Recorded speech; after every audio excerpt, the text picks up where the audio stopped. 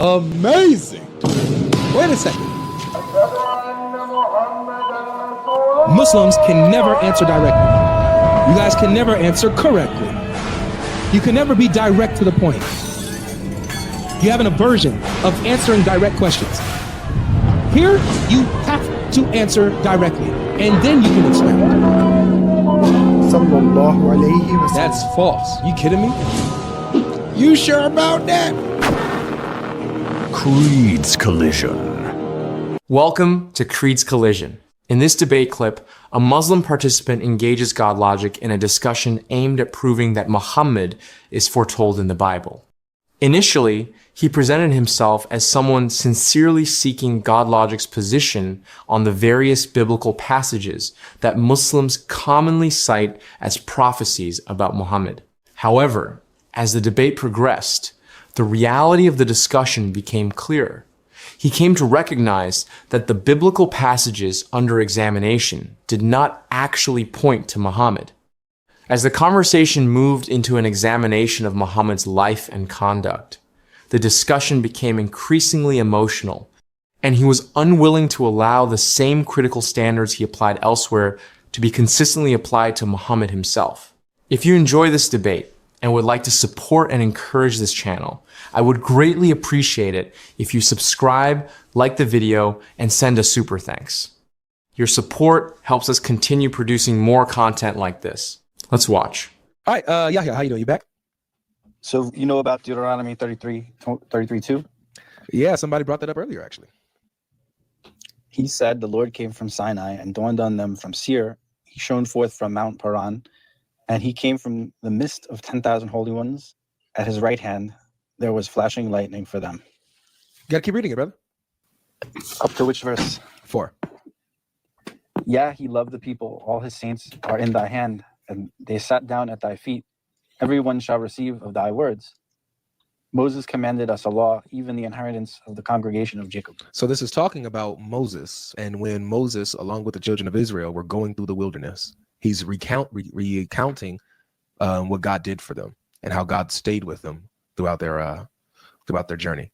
If you keep going, like read verse 5. And he was king of Jeshurun, when the heads of the people and the tribes of Israel were gathered together. So you see how this is about. This is all about the tribes of Israel, about Moses, and God being with them, right? Right, but the key words there are Paran and Seir. Yeah, because they were there in the wilderness. In their travels, they were in Paran. They were in Seir. The desert of Paran is one of the places where the Israelites spent part of their 40 years wandering after Exodus, and was also a home to Ishmael, a place of refuge for David. Yep. So you see that this has nothing to do with Islam. It has everything to do with Israel. We're talking about the Arabs, Ishmael's bloodline. No, this has nothing to do with Ishmael's bloodline. It has everything to do with Israel, brother, as we just read. And even as what you just read, that Paran was a place where the Israelites spent some of their time in their 40 years in the wilderness. It has nothing to do with the Arabs or the Ishmaelites or Islam in any way. Yeah, but it's saying explicitly right there, the Lord came from Sinai, rose up from Seir unto them. He shined forth from Mount Paran. What are you missing? Because I don't understand. Is what I said, like, was what I said not clear? Help me reach you. I thought I was pretty clear. Yeah. So do you see how in the text it's talking about Israel and Moses? Right, but the point is, at that point, they were in Paran at some point in their wilderness journey. They were in the wilderness for 40 years. The places they hit were Mount Sinai, Paran, and Seir. You understand? God was with them all the way. You understand what I'm saying? Yeah. So it has nothing to do with Islam. All right, let me look forward. Let me see what else. Okay. Is this your first time looking into this topic? No, but I'm looking on my own completely. Okay. I was shown before about it. Okay. So I'm a little bit not, It's okay. That's what I'm here for. I know that a lot of misconceptions have gone out about these certain Bible passages where Muslims try to plug in Muhammad or Islam. And when we look at them in context, we see it has nothing to do with Islam at all, you know. And so really this is just bad reading on the side of Muslims. What about Deuteronomy 18:18? Yeah, that prophet's supposed to be an Israelite. Do you see how it says starting at verse 15 that prophet is going to come from among the Israelites? It says, I will raise them up a prophet from among their brethren, like unto thee, and will put my words in his mouth, and he shall speak unto them all that I command him. Yep. So he's supposed to be an Israelite. He's going to raise up a prophet from among their brothers, the Israelites. So he's going to be an Israelite.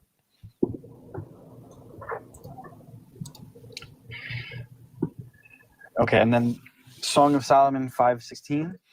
The word is makmadim, as it's not a name. It means altogether lovely or altogether desirable. It's the plural of makmad. Makmad means desirable thing, something that is lovely or desirable.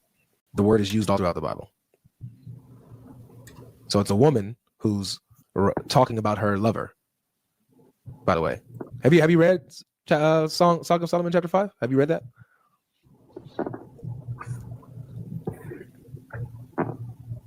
The name who means the praised one. No, yeah. So Muhammad's name in Arabic means the praised one. The word makmad does not mean praised one. It means desirable. The word makmad does not mean praised one. It means desirable. And so when it's makmadim, the im is the plural. So it's makmadim means altogether desirable. It's the plural of the word makmad, or desirable things. So instead of one desirable thing like makmad, it's makmadim, which is altogether desirable. So she's saying that everything about him is desirable. Everything about her lover is lovely. All right, so then Isaiah 42, right? Mm-hmm. So what do you say about that? That the very first verse eliminates Muhammad. It says that God will put his spirit upon this servant. And so we see that where this happens, we see that the baptism of Jesus is when the Spirit of God descends and rests on Jesus when he's baptized. You don't have any reference of the Spirit of Allah being placed on Muhammad, descending and resting on Muhammad. So he doesn't pass verse 1. Secondly, verse 6 says that the servant is being given as a covenant. Not that he's bringing a covenant, right? But he himself is the covenant. We see that about Jesus again. Jesus says in Matthew 26 at the Lord's Supper, he says, "This is my blood of the covenant, which is poured out for you for the forgiveness of sins." All right. So Jesus claims to be the covenant. Muhammad is not the covenant. Nowhere in the Quran or the Hadith do you see that Muhammad is called the covenant or identified as the covenant himself. Thirdly, we see that the servant is said to open blind eyes in verse 7 and bring people out of the darkness and out of the prisons. Obviously, Muhammad is not that. Muhammad didn't open any blind eyes. Matter of fact, he helped blind a lot of you, billions. So all of this is about Jesus, my brother. It's about the Messiah. So I'm looking at now Isaiah 60, verse 7. Okay. But I guess it goes from Bible to Bible, though. I'm sorry? Isaiah 60, verse 7. What about it? This verse seen as a prophecy about a holy man who will glorify the house of God in Mecca and bring light to the Gentiles. No, that's literally about the Messiah. Yeah, but Jesus wasn't sent to the Gentiles. Jesus was sent for everyone. He went straight to. How? Well, in Matthew, the Bible says he sent to the children of Israel. Yeah, and he also extends his message to the Gentiles. He sends out his disciples to the rest of the nations. In Matthew 28, verse 19, he says, "Go out and make disciples of all nations, baptizing them in the name of the Father, the Son, and the Holy Spirit." So although he physically only went to Israel, he sent his disciples to the rest of the world, to everyone, to the Gentiles.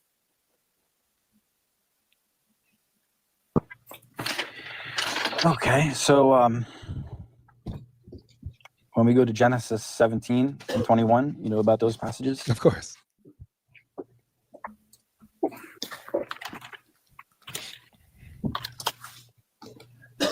Genesis 17 has nothing to do with Muhammad or Islam.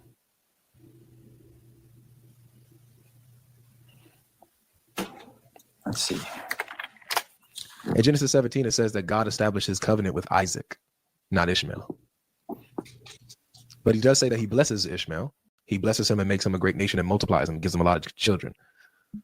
Right? But as far as who the covenant is, given to, who it's established with, is established with Isaac, not Ishmael.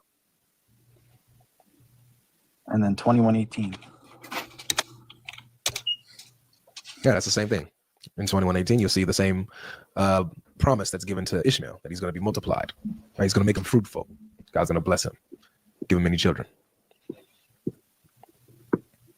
But none of this has to do with Islam. It's just about blessing Ishmael and his descendants. By the way, are you on like a website that's like listing where Muslims commonly believe that the Bible mentions like Islam or Muhammad coming?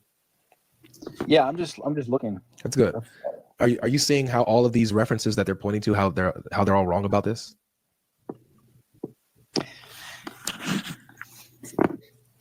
Imagine all the people who go to this. It's just hard to pinpoint on that because there's so many different versions of Bibles and they vary. No, brother. All of these things say the same thing. You pick up any Bible, all of them say the same thing in these verses. There's no differences. So that's not an excuse you can use. The problem is that these people who made this website that's giving you this list of verses that they're saying is about Muhammad and Islam, they're lying to you. They're lying to you. They're lying to you, bro. They created an entire website with a list of verses saying that this is about Muhammad and Islam, and they're just simply lying. It's a lie. As you can see, when we actually go to these verses and we look at these passages in context, we see they're lying. But the problem is, ever since I read the Bible's version after Lot and his daughters leave the cursed lands, right? And then what they say about Lot, that he slept with his daughters, all this horrible stuff. A prophet would not do these things. Lot is not a prophet in the Bible. It makes me want to just completely disregard. Yeah, but Lot's not a prophet in the Bible.